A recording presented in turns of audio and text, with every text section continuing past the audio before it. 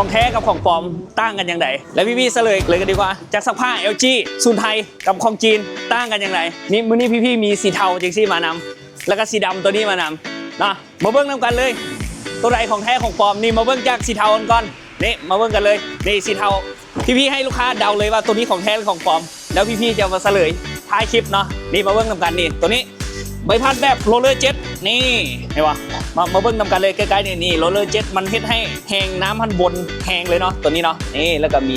กองเศษผ้าอยู่ข้างนี้การปรับระดับเวลาการซักจนถึง35นาทีกันเลยเนาะแล้วก็ตัวนี้แบบนุ่มนวลธรรมดาแห้งเนาะปรับระดับความค่อยความแห้งนั่นแหละนะแล้วตัวนี้ปล่อยน้ำออกเนาะปล่อยน้ำทิ่มนี่แล้วก็ตัวนี้ตั้งเวลาซัก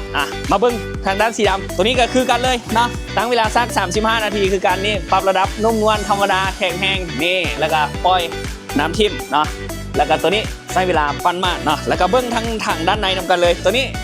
ใบพัดแบบโรลเลอร์เจ็ตคือกันเลยคือการมันเฮ็ดให้น้ำบนนั้นแห้งขึ้นแล้วก็ด้านข้างนี่จะเป็นแบบกองเศษผ้าเด้อย่างงามเนาะนี่แล้วก็ทางข้างนี่เป็นปั้นมากตัวนี้ขนาด14กิโล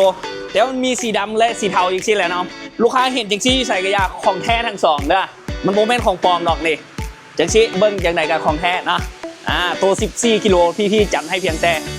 4,650,000 กีบเท่านั้นเด้อและตัว18กิโลตัวใหญ่ที่สุดตัวนี้5,460,000 กีบนะเครื่องเป็นไม้มือหนึ่งแบรนด์แท้ศูนย์ไทยรับประกัน1 ปีเด้อขอบใจ